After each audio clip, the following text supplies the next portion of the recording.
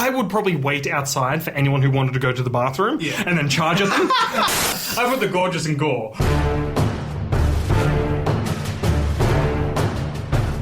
Hi, and welcome to Surviving the Apocalypse, the Nerds Way. I'm your host, Adam. And I'm John. And with us, we have a special guest of ours, a mutual friend of ours. Would you like to introduce yourself? This is really weird. I've not done this before. I'm Steven. I just thought you were going to say. Yeah. This is Steven. I'll be like, hey, how you doing? You know, like every other podcast.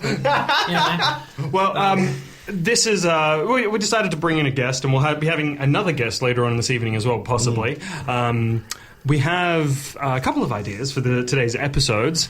This is the first time we've ever recorded, live streamed. We have 2 other camera angles as well, and yeah, all good fun. So we've got something fun happening this evening, and we are planning to go and see the film It. Now, it sounds like he forgot what it was called. It's like it's called that killer clown movie that I'm terrified to see. Yeah, that's basically. Do you the know plan. why it's called It?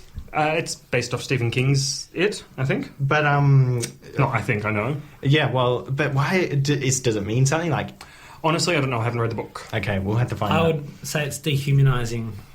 Well, I do know that there is possible spoilers. There is the no, not in this episode. Oh, okay. Sorry, not in this, because this is a 2-part series as well. Okay. So you've got the first one coming out now, which is already out, and you have another one coming out later on. Okay. So in the book, I haven't read it, but I do know the premise and the plot of it. In the book, they actually go through interdimensional travel, and there's a giant turtle which they talk to. I don't believe you. Not even I kidding. didn't see that coming. Yeah, neither did I. Okay. So basically, the whole thing with that is the turtle is preservation, I think it is, and it is a representation of consumption.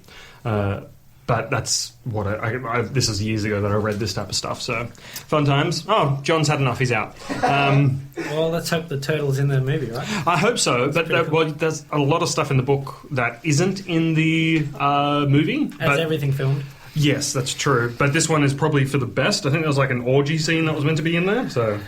Because it's in the book. With clowns and Right. stabbing, no thank you. If I saw that, I'd have to weep violently. Okay. So, just a quick overview. We haven't done a podcast in a while, and we... Shh, don't tell them our secret. So we apologise vehemently for that. But we've both been quite busy as of late, but things are starting to settle down now, so every time we get the opportunity, we're going to jump in and really get into this type of fun recording stuff. Yeah. Oh, yeah. Mm-hmm. Shall we get started? I guess so. Cue the music! I was more thinking we'll be silent and you can edit something in there. Oh, yeah, right. That's fine. So... I'm going to have fun editing this. That's going to be fantastic for you. I would like to propose that coffee is not likely to, but absolutely going to cause the apocalypse. Thoughts? You take my coffee away from me, it'll end your life. Give me your coffee! No, I'm not going to be ashamed in admitting this, but I love the occasional brew. Yourself? Steve? For me, I have one. I have 2 pints every morning. Right. I'm downgraded to mugs now, though. Oh, but fair for enough. a very long time, a pint was... A pint of coffee? Yeah, I don't know. Something about it cooled down really quickly, so I got to really chug it. Oh, okay. In the pint burning of glass, the esophagus? I'm definitely addicted to coffee. Mm. Have it every day. I try to go once a week so I don't get headaches when I can't have a coffee. Yep. Yep. But So I love the stuff. That headache is going to be key to my theory that coffee is going to cause the apocalypse. All right, myself, for the longest time, I wouldn't drink coffee. And the main reason behind it was that addiction. I didn't ever want to get addicted to coffee. Mm-hmm. Now, most people would think that it might be because I want to save money or I'm worried about my heart, like the effect of caffeine on your body. However, I really don't want to get addicted because as soon as the apocalypse happens, like... Who is going to have a coffee plant, like, growing out the back of their hideout where there's, like... Is that going to be you, Adam, or...? I mean, I do have a factory in Guatemala that produces the highest quality grape. Okay. That is a problem, and I must admit that. Because it's caffeine withdrawal. Yeah, that's right. It's like in prison, everyone's like addicted to cigarettes or whatever, so they have to do everything they can to access cigarettes in prison. So when the apocalypse happens, like coffee is going to become this like dark kind of a black market trade scene where everyone's going to try and get their hands on coffee. Yeah, possibly, but out of all the... Like, I know people who've cut out caffeine and things like that and been fine. Yeah. But it is an interesting thought. I mean, I dread the idea of going without coffee. But that's only because of obviously the caffeine element of it, which is, the addictive part. So, I mean, you could supplement that with tea, I guess, because that's also got caffeine. I have a feeling tea will be easier to find. Yeah, I mean, you can grow that stuff pretty wild, I guess. But anyway, that's an aside. My real theory isn't about what happens after the apocalypse with regards to coffee.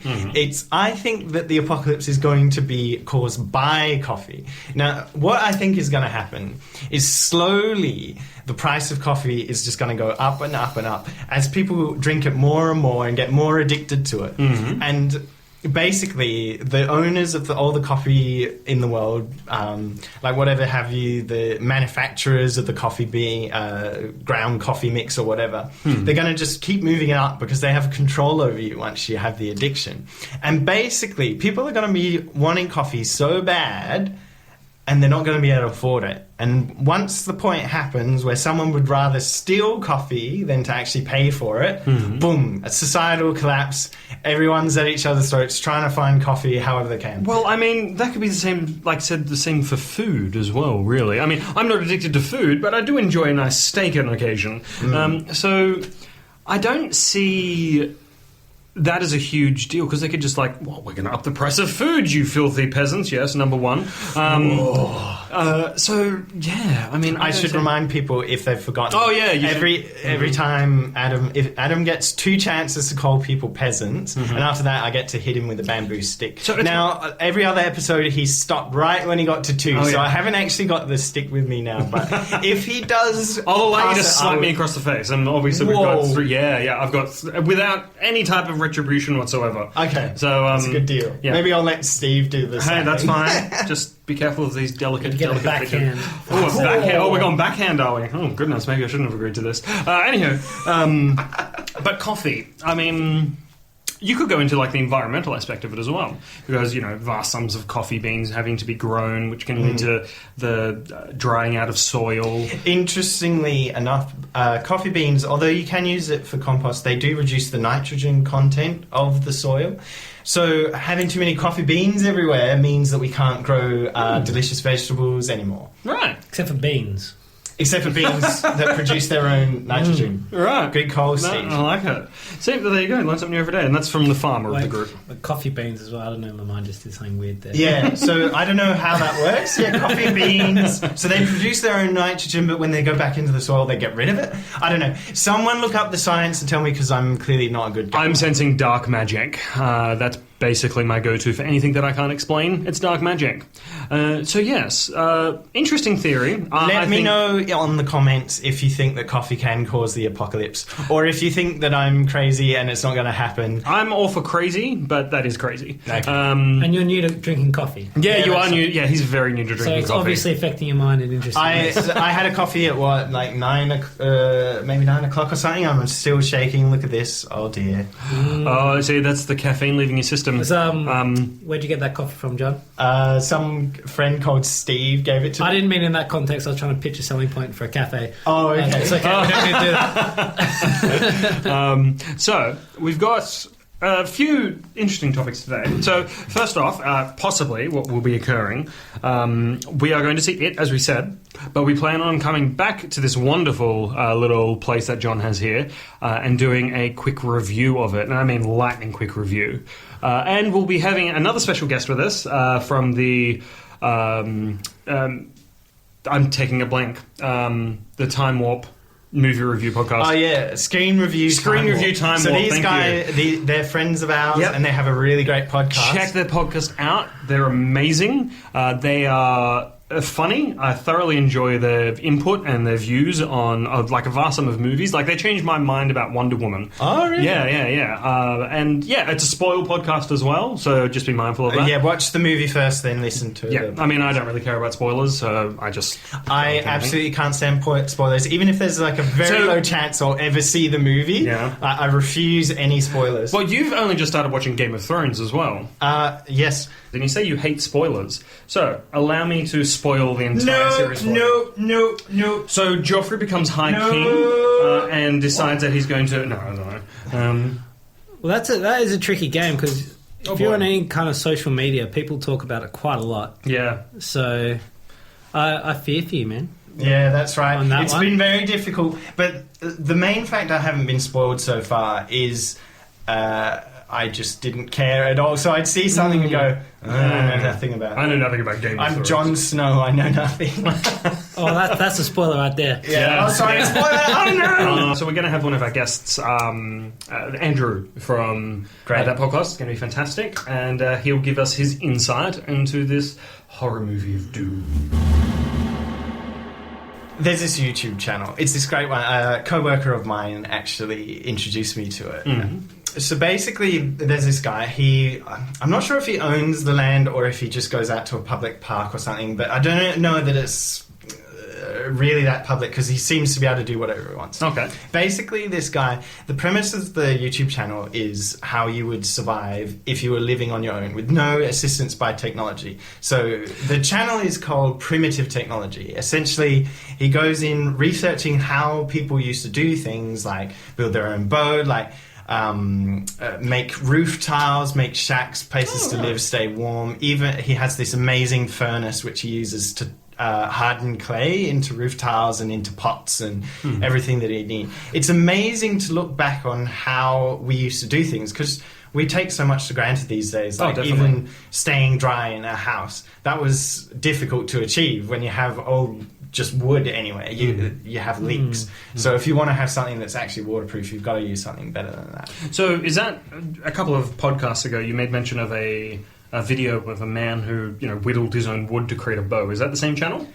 Yes. Yeah. So Primitive Technology. I mentioned it last time because I saw him building his own bow out of basically a tree that he found in the middle of this forest, and I was so amazed and excited to do it myself. And then I was like, oh yeah, it's illegal to cut up a tree at a local park. So I decided to go to Bunnings and use PVC. Yeah, that's fine. So, Steve, you like Primitive Technology type of development, don't you? I think I've seen one of his videos where I don't know if it was him or not, but a guy in a forest, he built a little house, a little furnace, and all that kind of stuff. So it's probably the same guy. Yeah, he doesn't talk in any of his videos at all. It's just silent. It's shots of him doing it, and then the video ends. There's no introduction and ending. He doesn't talk you through or anything. It's brilliant. But the whole time you can hear the forest in the background, and it's amazing. That's cool. I like it.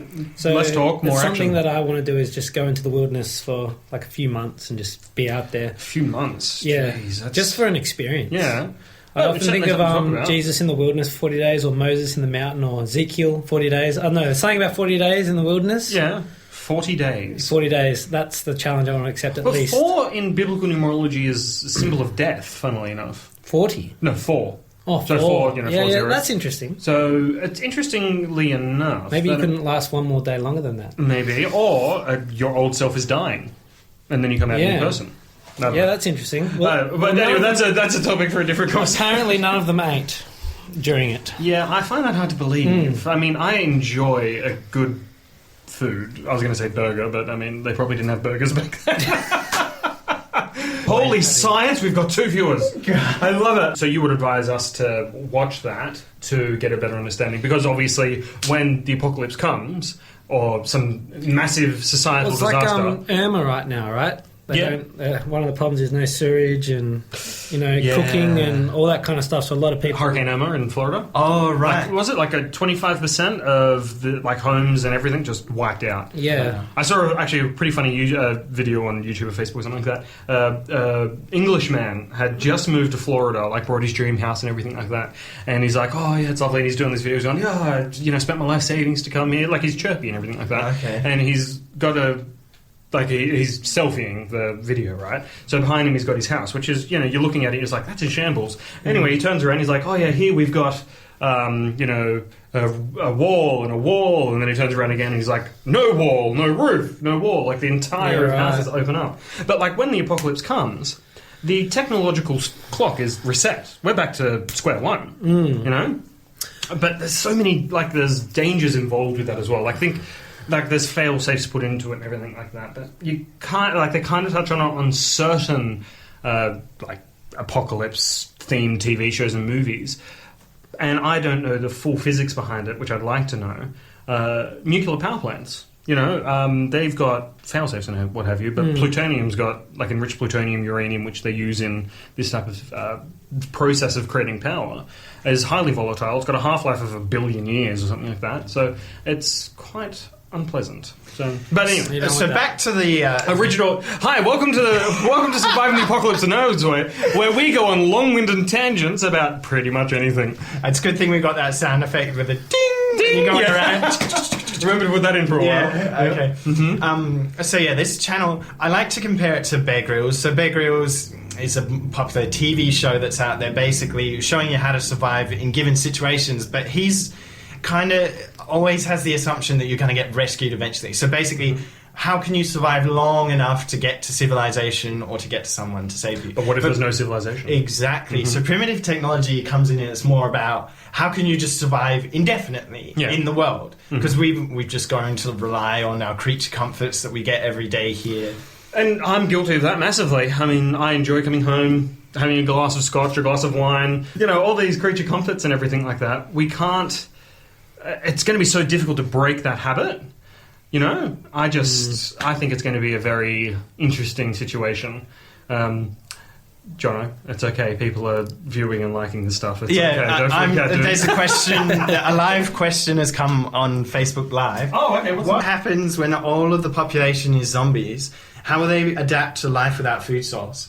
Okay, just to clarify, who asked that question?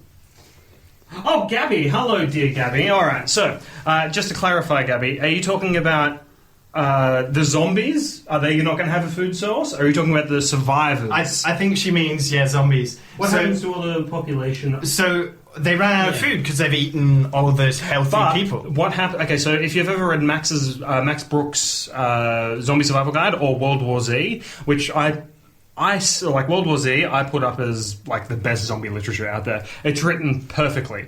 Okay. If you haven't read it, like the way it's like, you can tear through the book in like a few hours because the way it's written, it's broken up into certain. If you hear that noise, wait, no. If you hear that noise, that's a segment that's coming later. Anyway, so Max Brooks and his how he has written it, right? They're virtually immortal. Like, these zombies are immortal. Like, they survive in the depths of the ocean in salt water indefinitely. However, if you take a different approach, which I think this is more likely, through, like, 28 days later, so, like, type of bacterial infestation in the medulla oblongata or frontal lobe or prefrontal cortex, whatever, will strip away basically everything to your primal instincts, which is food, reproduction, and that's pretty much about it, and rest, and protection, and life. Would they evolve back to normal, and how would the normal population evolve and expand? So that's interesting. I always thought the zombies just wanted to eat brains. I didn't think of this thing that you have, which they would eat normal food for sustenance. I thought they'd just be kept alive until their bodies withered away because they didn't have enough food. Well, that's how zombies were. Like in The Simpsons, it's always about brains. And then that's kind of all gone away with pop zombie culture. Okay. Like with that, it's more, you know, flesh, for instance, like that. And so if you take wood, but maybe she's right, like, they'll develop their own kind of culture. Like, once everyone's in this mono-zombie mode, there'll be culture and maybe they'll develop... There was another zombie book called Zombie Files. Okay. I think it's called Zombie Files. I read it, like, ages ago, and it was dreadful. But it did actually present this type of question, where these, like, a few of these zombies, like drones, for instance, like, they were kind of categorized as ants, right? So you've got the queen, and then you've got the queen, the like overseers, and then the workers and things like that. Or bees would probably be, I don't know. Anyway, so in this book, you had zombies which had intelligence, which is a terrifying prospect. And at the end of the book, spoiler, but you don't want to read the book, it's dreadful anyways. So at the end of the book, you have... at the end of the book, you've got this president doing a broadcast. Mm-hmm. And it's saying, "Oh yes, we will fight them in the wherever. We'll fight." Basically, like a talk of Winston Churchill, essentially, like that, like his speech. Essentially, we'll fight them on the beaches and all that type of stuff. And hide him. That type of stuff. And then the reveal at the end of the book is that's the zombie, and they're talking about like the zombies now sitting in the White House and all that type of stuff. But the question is, so depending on which type of zombies rise. And it talks about, for instance, going back to normal. Now, if a person's brain matter has been stripped away into, like, it's been obliterated, essentially, either through radiation, through nuclear stuff, through bacterial infestation. Once brain cells die, they are dead, they do not come back. So it's very unlikely that if... let's say everyone on the planet becomes zombies, it's very unlikely that they are going to evolve a culture and that they will evolve back to normal. All right, thank you for that very in-depth explanation. Yeah, it's my pleasure. Let's just close up that section about primitive technology. Yes. So, I think... yes, primitive technologies, I love it. Mm-hmm. So I think... basically, I think it's one of the most useful resources these days because it actually tells you how to survive on your own out there in the world, in the wild, even if it's just you and you don't have a crew of people to work with. Obviously, like, I have some rather trust issues when it comes to post-apocalyptic society, right? So when it comes to starting a group, it's got to be a group of people with whom I trust, with whom I have a lot of trust in, because resources are going to be slim. People love eating, so if you have more food than someone else, that person's going to get angry, and conflict's going to start, and you're going to end up getting more food through somebody dying. So primitive technology, I think it's a brilliant idea to watch. I think it's maybe in the show notes you could put a link into the stuff. Yeah, and we've said that before, and we've never done it. Yeah, I've gone back and edited in some of the links now, so hopefully they all appear. But if there's ever anything that you want to know that we talked about the apocalypse, you can't find it, send us a message, comment on our Facebook page going, "You guys suck," and we'll reply. Please, okay, we'll put up all the links later on, but if you have any hate mail, I think it's thenerdsway@gmail.com. Wait, only I check that email. I know that, but address it to me, and, okay. And John here will send it to me, because I love receiving hate mail. But then, if you have anything positive to say, address it to me. John. Yeah. Black and white, yin and yang, all that stuff. Bulking up for the apocalypse. Mm-hmm. Now, as we both know, I prefer to... I do marathons, right?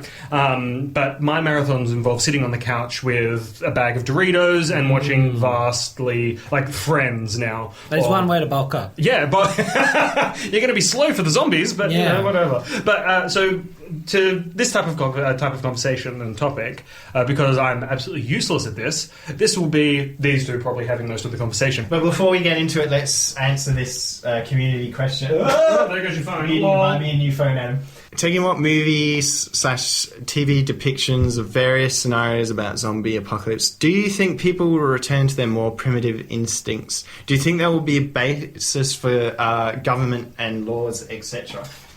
I don't believe so, but once again, it all comes down to the type of zombification that's going to happen through to... Well, because we did touch on the subject beforehand, which if you want to get the full, like a better explanation, go back and listen to the podcast when it's released, which would be in a couple of days, I'd imagine.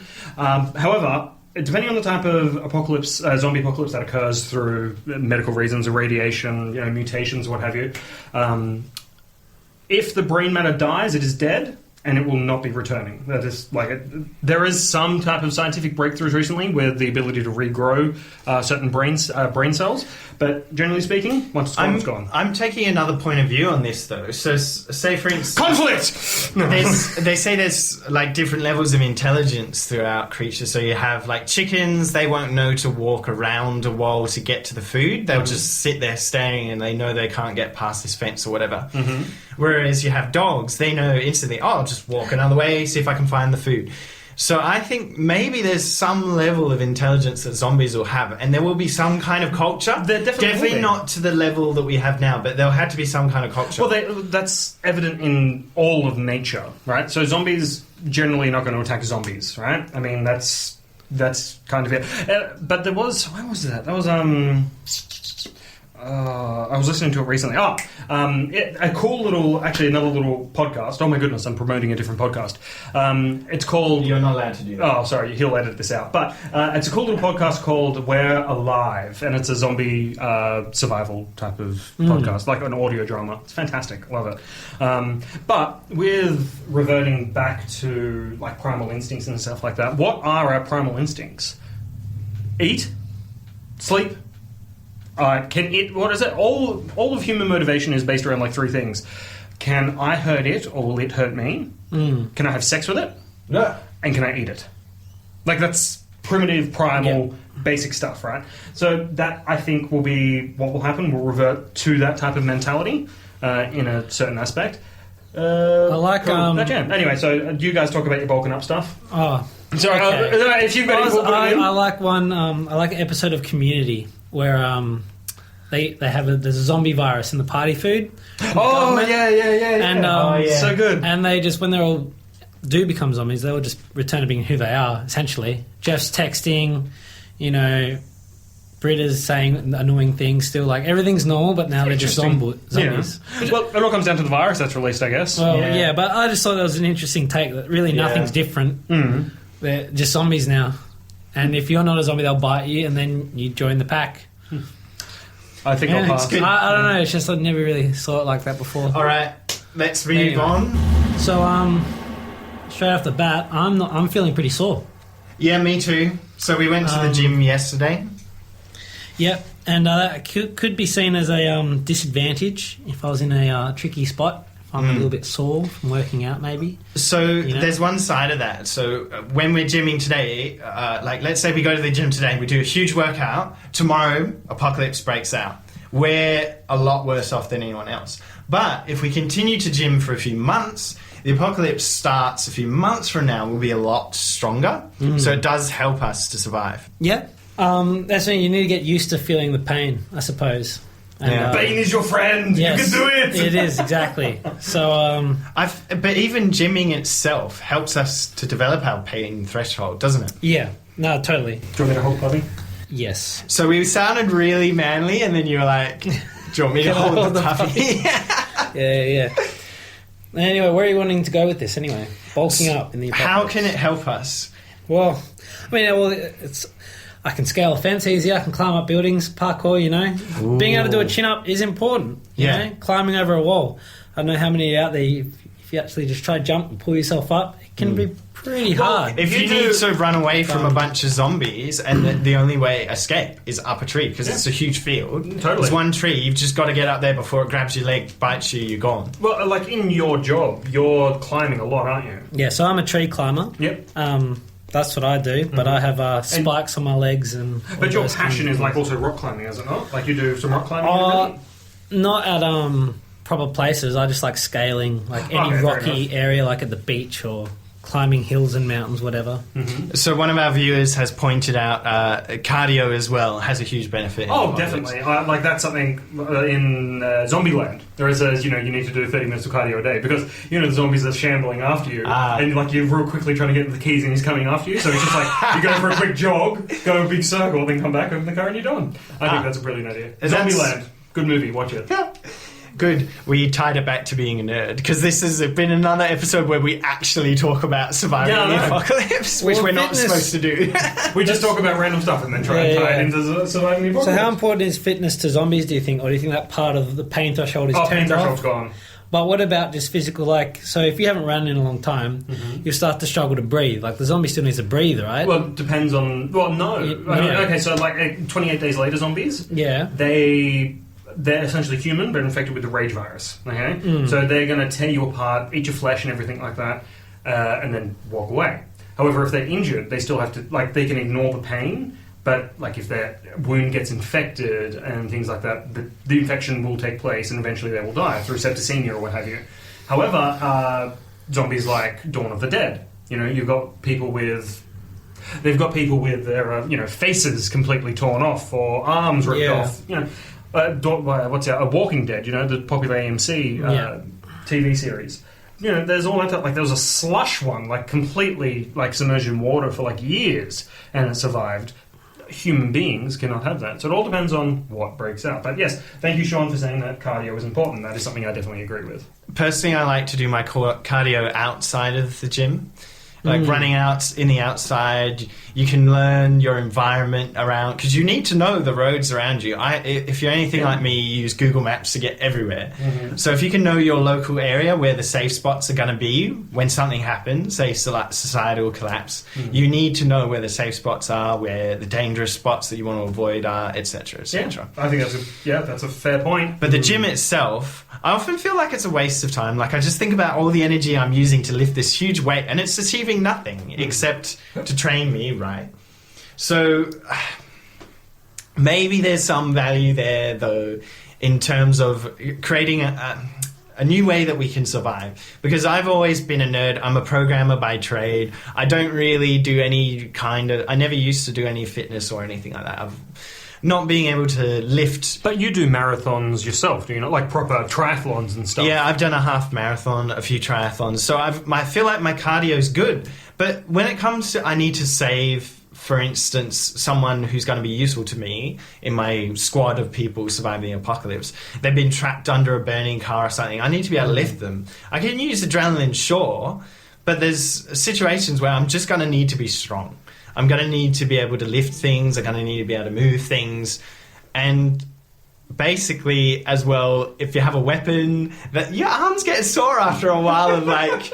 I've got to chop wood on occasion for my fireplace, and that can get tiring real quick. That's annoying. But So we need to develop our physical abilities to be able to survive. If you think about it in terms of an RPG, we just need more XP in the strength skill, So my apologies. Whoa! Yeah, that happens. So because I haven't been watching the podcast, I don't know what your actual views are on society, so groups and stuff. Because I'm thinking straight away, well, some are brains and some are brawns. Well, we haven't covered into like full group dynamics or anything like that because we've got to work. We need content for future episodes, of course. Yeah. But that's certainly a topic we'll be discussing on a different date. What role will you play in an apocalyptic survival scenario? Yeah, because we need people grinding in the gym for strength, for flipping those cars, pushing those big boulders in front of doorways or whatever. Grinding. But then we need someone like, I think of tacticians, The Last of Us, where I love this. There's a group of people that go to the dam. It's a power plant to the dam, and they get it up and running, and and they have power, and it's awesome. I have no idea how to do that. Like I wouldn't have a clue how to get this thing going. You know what I mean? In my zombie survival group and plan, there is one person who I have in mind who is like necessary for survival. It's me, right? No, he's an next-level genius. I've got a puppy looking at me, so I'm distracted to talk about something else. Peasants. Yeah, number 2. Yeah, that's right. Oh, you good girl. Anyway, puppies wiped my brain. Someone in your group? Oh, someone in my group, yes, someone very important. I don't want to reveal his name because I don't want anyone else trying to steal his glory and intelligence. Anyway, so my goal is to save him like instantly. He's a next level genius. I think he's like he is a high school science teacher. He knows how to run like. I'm pretty sure he can run an aircraft carrier. Probably not by himself, but like he understands like the physics behind it all and everything like that. It's pretty cool. All right, let's move on. Okay, so fitness important. Get off the couch, go for a walk, start running. I'm not following that advice because 30 minutes cardio. 30 minutes cardio. Yeah, it's like that's what it's meant to be, isn't it? 30 minutes cardio a day. Yeah. So do that. Honestly, it will help improve your life as well.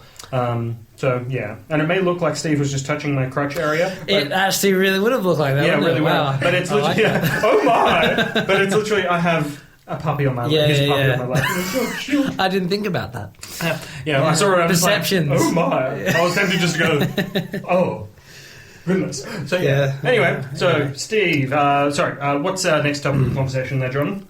Well, we have an interesting comment. You should be able to make your own safe area. So not somewhere that everyone else is going to go. Because having too many people is a liability.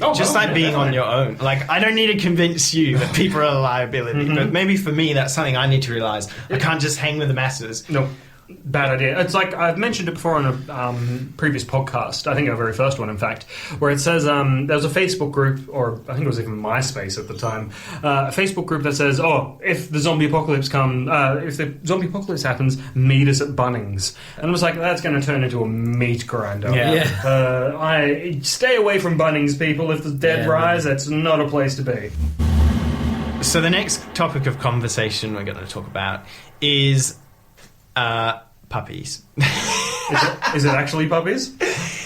Yes. Puppies! Okay, so... Puppies are good. I've got... this is not my puppy. This is dear Stephen, so I shall pass her back to you. She's very sleepy. There you go, puppykin. Hopefully we don't wake her up too soon, because she will need to pee otherwise. So this is... so introduce the puppy. This is Pei Ling. She is a Shar-Pei cross with a bull Arab. A bull Arab, if you don't know, is a Great Dane, Greyhound mix with Rottweiler and all kinds of fun things like that. That's so cute. So, now, this type of topic is... I love this type of topic. What's that? Can puppies become the undead? For Resident Evil, yes, they can. What's the other one? I Am Legend series. What's that series actually called? Dark something. I'm gonna look that up. You guys talk about puppies for a second. So you just recently got Pei, didn't you? Yes. So it's a new dog. She's 9 weeks old right now. If the apocalypse was to break out right now, would you just leave her behind? Be honest. It's a tough one. I'd like to think I would want to take my dog. It's something I've often thought about as well. Like when I had my old dog, just when I know she's at home, and if something happened, we had to leave. My dog's going to starve in the backyard. Oh yeah. Like that's something that I've thought about before. So it's like with her, she's going to be my dog that comes with me everywhere. There's many places I can take her. So. Because as she grows, she's going to change from being a liability into an asset, really. Yeah. Well... Because she's going to be a fairly big dog. If they're trained right, yeah. So that's the thing, they need to put in heaps of time and energy, and you can't be lazy with it. That's the thing. So initially it is a massive liability and time, a lot of time. So... What's the biggest thing What's the biggest thing you've learned about training her so far? Dark Seekers! Boom! Alright, sorry, continue. Basically, because I had a dog, Beagle beforehand, and I taught her heaps in her first year. But I was with her, because she learned to sit on the first day and go to bed on the second day at 6 weeks old. Wow. And awesome. that was with, good, just 2 15-minute sessions, basically. But then once she knew it, then I tell her to do it, and I know she does it, and then there's the rebellion. She's like, no, I'm not going to do it. And it's like... and then, stubbornness. So you get to the point where they know it, now you just need to get them to do it. So just the patience is so a cool... tough. Like I said, I recommend reading this to... I recommend everybody read the book World War Z, because they actually talk about dogs in that context. So basically the first generation is going to be somewhat useless, because... This is in this series, I have to point out, because the scent the dead give off is distressing to them, because they're going to chase them, eat them, and all things like that. So what they actually one of my favorite parts in the book is exactly one of my favorite parts in the book is how they train the dogs and what role the dogs play in that world. It's really good, and they talk about how. They go so in depth with this book. Like it's only like that big, but it goes like I don't know. It's That's amazing. Pretty awesome. You've got to read it. Like please. What was it called again? World War Z. They made a terrible movie out of it, but it's I saw that, unfortunately. it's terrible. The Pepsi advert, as as Jono likes to say. It's exhausted now. She's gone back to sleep. But I think dogs can play a vital role in the apocalypse. Okay, now, They have extremely sensitive hearing. exactly, So and noses. if another group is approaching you and they don't mean you well, the dog will hopefully wake up your crew so you can see them coming, be prepared for it, etc. Well, in one aspect, like I Am Legend, how useful was his dog actually? Well, I think very.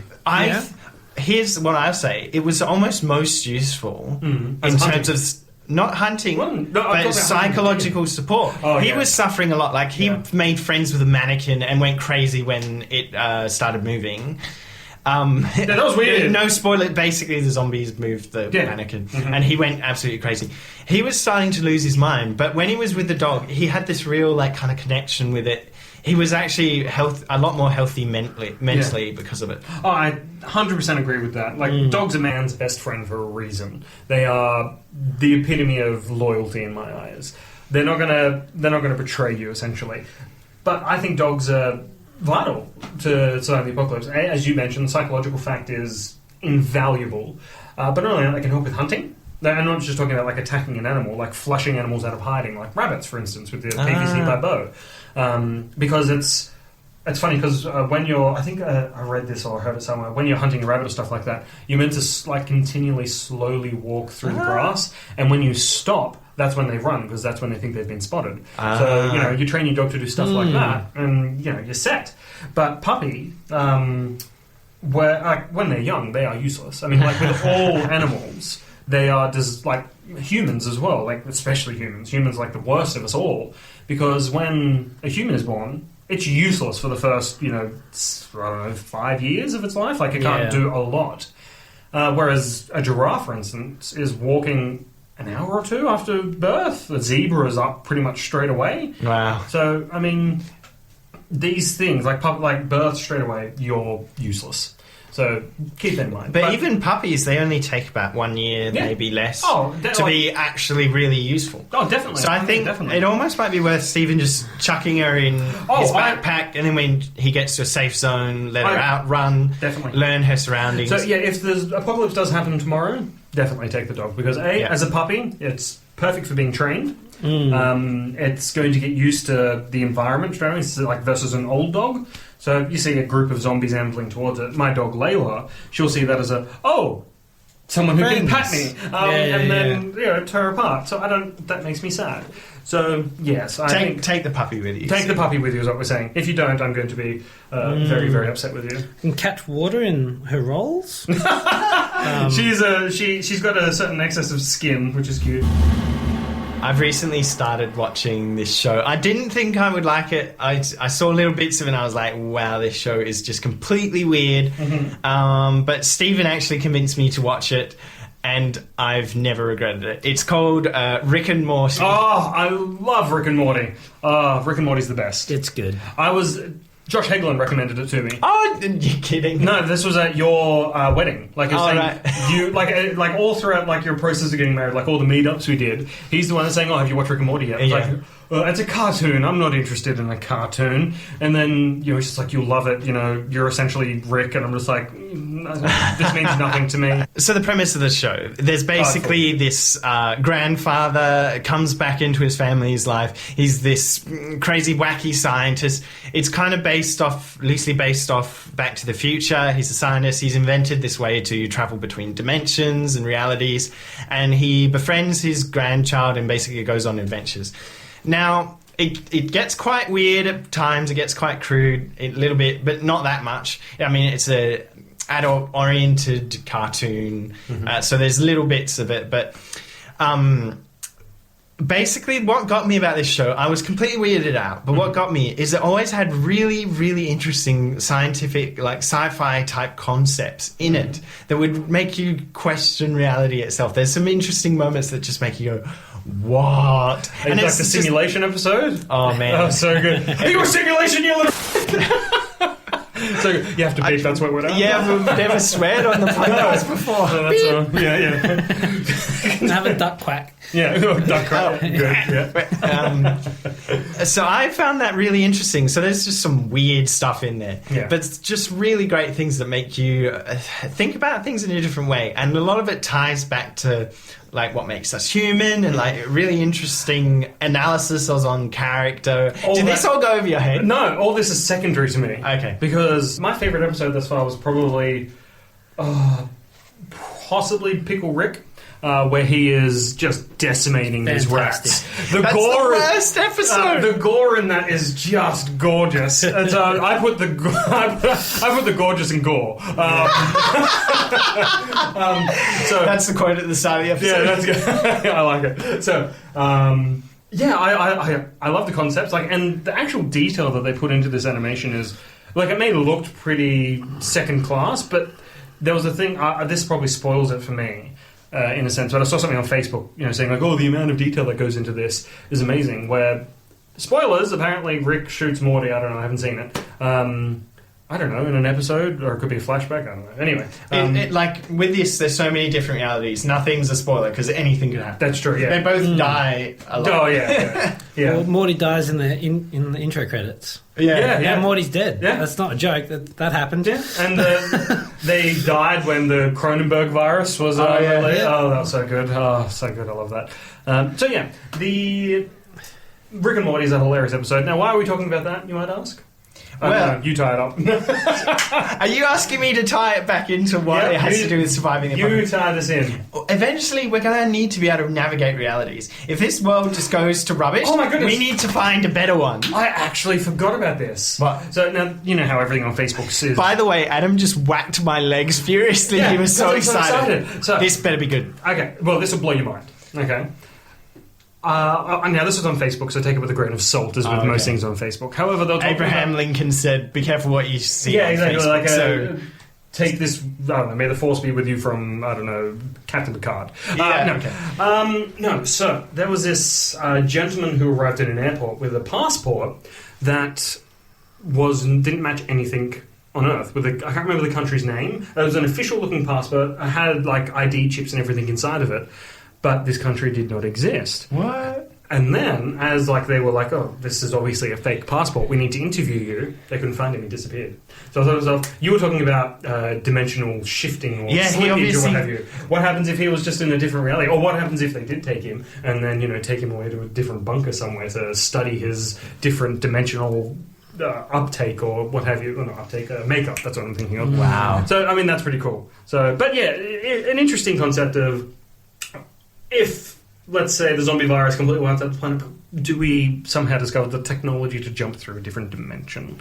It's an interesting thing. I personally would like that, but I could take over multiple dimensions. I could be...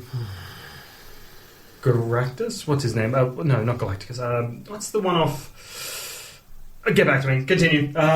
Well, interesting enough, they capture Cthulhu, who's chasing after them, and they have a little baby Cthulhu. I love it. You know. Yeah, Cthulhu's great. I love Cthulhu. Wow. It's a god of death? No, what is the he? Lord of Madness Lord and of Despair. Madness and Despair. Oh, fascinating. Same difference. Yeah. Why would Rick be stealing a baby child of despair? And Why does Rick do anything? That's fascinating. That's a good I just love that in the intro. So good. So if you're into high concept sci-fi and you like a TV show that's quick and you don't mind weird stuff on the screen occasionally, I recommend the show. And there's I a recommend it also. dimension where dogs are The super race, yeah. the super race and humans are the pets, so Yeah. what's not to love? Brilliant. And good way to tie together. We've actually got questions coming through. Oh no, we didn't see them. Sorry. Puppies God, become the undead.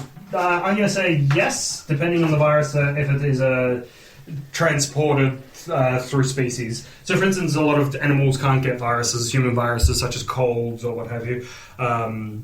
But yeah, if it jumps through species, then definitely. Well, doesn't... Oh, don't worry. Don't care. I was just going to say, isn't that, again, I Am Legend? The dog the dog couldn't get it gets the infection. until he got bitten. So he kills his dog. Yeah, that sad. was brutal. That Really was sad. Oh, yeah, I can't watch that. I literally, like, every time Yeah. that scene's coming on that movie, I have to back up. It's I cannot, too much, yeah.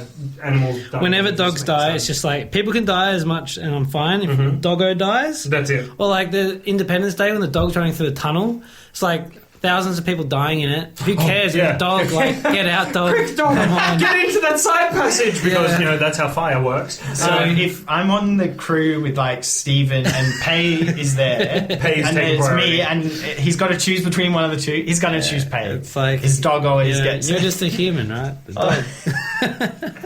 So Anyway. We better conclude the episode. really, Yeah. we're having so much fun. If it's a long episode, it's just a great episode. So officially, we're recording this ending. Spoilers. Before we've actually watched it. Oh yeah. So I hope you enjoyed that little segment. We'll pretty much exclusively talk about I'm guessing I just ran out of the movie and like Adam had to try and find me because I was so terrified. What do you reckon? Steve? I should just take a quick couple of minutes to talk about our expectations for the movie, I reckon. Yes. John you've never seen a horror movie on the screen before, have you? I have not, no. No. In fact, I think I've only ever watched like a few minutes of a horror movie ever, like on TV. This is going to be I'm going to become a man after this. Yes. It's going to be great. Horror movies are kind of nothing to me, but to equalise the playing field with John, I have a very distaste for clowns. So I am, not overly enthused to go see this movie, but I'm doing it for you guys. Yeah. And an important thing as well for me, like, you can switch off watching anything, like, and say, oh, it's not real, it's just a movie. Yeah. But you got to let yourself just go into it, which can be... Because I learned that, because I used to love horrors, but they used to scare me so much as well, and then I learnt how to not be scared. Well, that's part of that could be part of the thing, like desensitizing yourself. Yeah. Good way of tying it back into how to survive the apocalypse. Done. Survival skill. Being able to detach from a situation when Desensitize. you need to. Yeah, that's cool. All right, so for now, until we get back next time, well, for you it's going to be instantaneous. For us it's going to be a few hours. Yeah. But we'll talk to you right after these short messages. So we're on our way to see the movie It, as mentioned in our podcast. Here we have John also recording me. Hello, John. Hello. John, I'd say, is quite frightened as well. I am absolutely terrified. I had to drink water and then wee it all out, so there's no chance I'll wet my pants in the movie. Well, you do realise, that's probably just going to stay in your system until one pivotal moment where doom is going to fall upon, something's going to jump out and you're just going to wet yourself. Oh, bother. Oh, it's going to be fantastic. So, we're about to meet up with Andrew. I think, is that him over there, maybe? Nope, that's someone doing shopping. Okay, so, wish us luck, because I'm terrified beyond all belief, and Steve is... I'm neutral. He's neutral, but I don't like clowns. Clowns suck.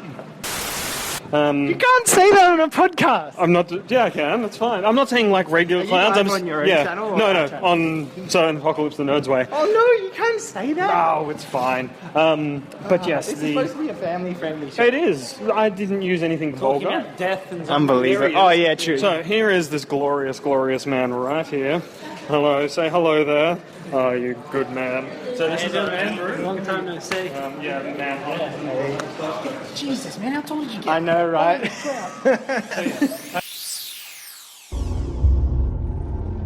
There's not like any time I've ever been in before. People die or disappear 6 times the national average. And that's just grown-ups. Kids are worse. Way worse. We all float down here. I saw something. There was this Clown. Yeah, I saw him too. look. It's all connected by the sewers. That's where it lives. Hi, ladies and gentlemen, and welcome back to Surviving the Apocalypse of the Nerds Way. I'm John. I just wanted to see if you wanted to say I'm Adam. No, I'm John, and that's Adam. That's correct. And with us we have a special guest. We have Mr. Andrew Van Dorm. Say hello. Oh, hello, everybody. So, Andrew, what podcast did you come from? I come from Screen Review Time Work. It's Warp? Warp. Warp. That's right. Yeah. Search for Warp. It also comes up. Actually, no, I won't. Don't do that. No. Screen Review Time Warp is where I come from. With Yep. my friends Tyson and Zach. Yes, indeed. And I listen to your podcast. I love it. As I said before early on in the show, you changed my mind about Wonder Woman, and I said, spoiled the movie for me. But it was a very Yes, I thought it was a good. very heavy spoiler podcast. So Indeed. Be warned, we do try, but towards the end of it, it's just we let loose. Yeah, exactly. So we've just come out and finished watching. I'd also like to say. Oh, okay. So we just watched It. Yep. Oh. And Andrew is the only representative from his podcast, so he's Yeah. now the bravest He is host on that exactly. Tyson chickened out. I did chicken out hugely. I think Zach's ready to go, but he's doing it with his friends. Yeah. I think he said he wasn't doing an IMAX or something like that. So that's probably going to be even So I think terrifying. what he's saying is I'm not his friend. Yeah. Oh, you heard it here. Yep. Okay. So we've just finished. We've just come out, and I thought it was a brilliant movie. Loved it. Oh, it was shot so well. Dialogue went well. And I don't care what anyone says. Kids swearing is hilarious. Oh no! Right? Oh my god! So that was Woofer, wasn't it? That was the kid from Stranger He was Things. the main kid that had all the one-liners, like "Go blow your dad." Like, oh my goodness, that was hilarious. I love all the your mum jokes as well. Yeah. Oh, that was so good. So yeah, very adult language. Very adult language, a lot of adult language in the film. But oh man, the effects department as well was brilliant. How they turned it into a scary clown. It's just every nightmare that you've ever had about a clown is what they portray. Yeah, I mean, I'm no fan of clowns whatsoever. I hate clowns, and I'm sorry if you're a clown out there, but you're an abomination. Yes. Find a new profession. Yeah. But I mean, the way he's portrayed, and Bill Skarsgård, I think that's his name. I'm not sure. I have no idea. That's who portrayed. I can't pronounce his last name correctly. That might be correct. But is that the actor? The actor who played Pennywise. Yeah. It was he played it so well. Yeah. He got into character magnificently, and I'm sure you guys will cover it more on your podcast. But the way he's not really on board for a sequel, because he said the way it's shot, it's so he's very isolated in his shooting. He doesn't interact a lot with the kids, and there's not a lot of story for him. Yeah.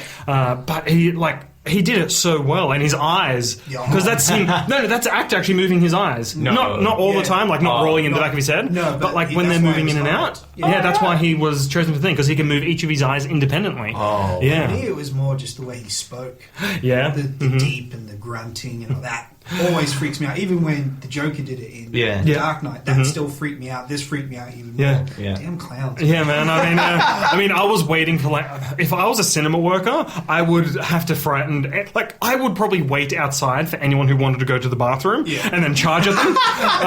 But I'm an evil man, and I'm glad that didn't happen, because I actually had to go to the toilet halfway through the movie. I was very surprised when you got up. I was like, didn't he want to see this more than the rest of us? I do. Now he's out. Yeah, but I had coffee and tea and everything, so I'm just but it was I thoroughly enjoyed the movie. It wasn't in my opinion, and I think you shared this one as well. It wasn't as scary as I thought it was going to be. No, it wasn't as scary. I thought it was there was a lot of jump scares and things like that. Yeah, absolutely. But there was no, I don't know, there's no huge overarching fear throughout the movie. No. Yeah. The way that they turned the kids' nightmares, though, that was good. That was creepy. That was messed up. That's what you wanted from that movie. Yeah, definitely. Especially that lady from the picture. Yeah, and especially when the kid's on the ground and it's got its mouth. Oh, yeah.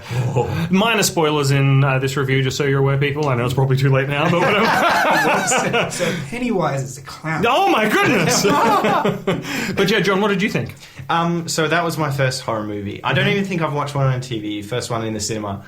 Honestly, I was more scared in the lead up, because I was scared for how scared I was going to be. And then, so the whole thing was kind of oh, phew, it wasn't as bad as I thought. Yeah. That said, it was still scary. And I'm not going to say, I was bored or something. Yeah. But there were times where you were. Definitely. I mean, my only criticism of the movie. And this is only from a personal movie-going experience, right? I didn't like all the scenes with Beverly and her father. Oh, that was a bit messed up. Yeah. Honestly, so I only covered my eyes for this scene, so it's a bad relationship between a father and a bad daughter. father. But then, I don't. back it, but then I can understand that's her fear. Oh yeah, totally. That's her life fear, where everyone else is just like, I'm scared of clowns, I'm scared of this picture. I'm scared of this infection. Is like an actual dread. Yeah, exactly, yeah. So that's probably the one that's based in reality the most, really. I guess Stephen King, it's good that he's writing a way for people, well, it's just an impossible situation to be in, but writing that inspiration to be able to overcome that situation. Yeah, anyway. I mean, like when you... Is that in the book with the girl? I haven't read the book, I'm not going to lie, no. I've only read... I know, right? This is partly a book review podcast as well. It is. Yeah, technically it is. But yeah, that's on my list as well now. I find... While Beverly, in my opinion, was the bravest character out of all of them, in overcoming her fear, because she was the first person to say, I'm not afraid of you. Yeah. In her overcoming the fear of her father in that regard, I find that to be probably the clincher. She was definitely the hero of the group in that. Yeah. Although I have to find it quite humorous where Bill was just like, yeah, we need to stay together. We're going to be great. You can't hurt us if we're together. Oh, I'm going to run off after my baby brother. I'm just like, what are you doing, idiot? But that's a typical horror movie. Oh, I know. Just don't go in that door and you'll be fine. And poor Andrew, he's sitting next to me, and I'm just umming and ahhing throughout the entire movie, just going stupid. I don't want to sing this. I did notice, and I'm like, it's all good. Yeah. It's I hate this guy. I'm never seeing a movie with him again. It's perfectly acceptable. But it was, I thoroughly enjoyed the movie. I thought it was great. I just checked then, obviously. $35 million budget, and it's already grossed over 273 million or something. Yeah, that's correct. And so it's now the highest grossing hour. Yeah, highest grossing, quickest in that regard, beat Deadpool, which was cool. But yeah, I thought it was a good movie. If you're not into horror, I'd still recommend you to watch this movie. Yeah. Because while there are scary bits, you're not on the edge of your seat for most of the movie. No. There's maybe 3 scenes, you'd agree? Where it's you really the house the first time. Oh, yeah. I thought that was... That was messed up. And how the effects department, when it came, when Pennywise came out of the fridge... That was amazing, all the contortion. Yeah. And I think I recall, don't quote me on this, but I think I recall Bill actually, not obviously a lot of the turning around and stuff like that, but he actually came out of the fridge in a certain poses and stuff like that. Yeah. So I think, like I said, don't quote me on that, but that's something that's tickling my memory a little. Yeah. So, yeah, but I just wanted to let you know, obviously, everything that's going on. So, if you ever want to hear actual reviews of movies, go listen to Andrew's podcast. Definitely. It's a lot better. Yeah. Well, this is just that is our preference. Yeah, that is it. Ours is just hey, this movie's great. Yeah, where they go into actual detail. Seriously, guys, listen to their podcast because they go into awesome detail of production members, directors and things like that. Some of the names you just rattle off, I'm just how do you know these things? Yeah. I mean, it's so good. It's like I was saying to someone before. It's things that you like, and if you like it, you're going to know it. It's going to ramble off easily. So, come and listen to us talk, because we know what we're kind of talking about half the time. And the other times we just act really surprised that someone else knows more than I do. Because what I found is that you're definitely the comic book type of lore master in the group. Aficionado. Yeah, definitely. Tyson's got his collection and everything. Yeah. But listening to some of the stuff, you're just no, I think it's actually this in issue 75 of this. Yeah. I'm just you see, the only reason I know that is from listening to other podcasts. Radio. That's where I draw my knowledge from. Let alone the comic books, but I listen to them because obviously other people know them more than me. Yep. So. I'm too much of a nerd. I listen to astronomy, not astrology. Astronomy podcasts. Yeah. So it's actually really cool stuff. But anyway, that's way off topic. So highly recommended. John, do you have any final thoughts? Well, I want to know how Andrew thinks watching horror movies, can it help us survive the apocalypse? Yeah. Well, it can brace you for what's happening outside. That way you're not scared when you go outside. So desensitization. Yes, there you go. There you go, yeah. So if you embrace it and whatever's outside is bad enough, you'll be sweet. Yeah. I like it. I agree. So go and see horror movies so that way you are prepared for the coming doom that is sure to fall upon us all. And you'll desensitize yourself so that way when, some disgusting swamp monster bursts out of the sewers to eat your face. And I always... That can actually happen? Oh, yeah. Oh, yeah. Crap. We talked about genetic, not Germanic, genetic mutations which occur over millions of years, but in my mind it takes literally weeks. But it's fine. Anyway, guys, thanks for tuning in. John, do you have any final thoughts or anything else you want to ask our esteemed guest or me? That's it, but I'm never going to a circus again. No way. No. So that's it from us, from Surviving the Apocalypse the Nerd's Way. Not Surviving the Apocalypse. Sorry, what was the other one? I don't remember. Neither do I. It's so funny. Long story. Anyway, guys, thanks for tuning in and listening, and thank you for all the user-submitted questions when we were live earlier today. That's good. Gabby and Sean, so thank you very much. And, we hope to see you and talk to you again soon. And check out Screen Review Time Warp. Screen Review Time Warp, yeah. Screen Review Time Warp. Check it out. If you want to get in contact with us, we're at thenerdsway@gmail.com. We're on Twitter. What's the Twitter handle again? thenerdsway _pod. thenerdsway _pod. And I'm on Twitter at Voice of Adam. And you're on Twitter at... JLOKEOY. And my name is hard to spell. That's cool. You're on Twitter? Yes, Van_Dawn123. 123. Gotta love it. Yeah, perfect. Love it. So keep your go bag ready, guys, and filled with movies and DVDs and music. Hopefully no clowns. Hopefully no clowns. Seriously, check that backpack beforehand. And much love to you all, and have a wonderful night or day, whatever. Bye.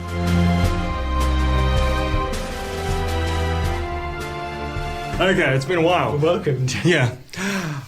All right, so boom, boom, boom, boom, boom, boom, boom, boom, boom, boom, boom. Yeah, I want my ambience. Yeah. Okay, so hi, and welcome to. Maybe let's cut that. Let's try again.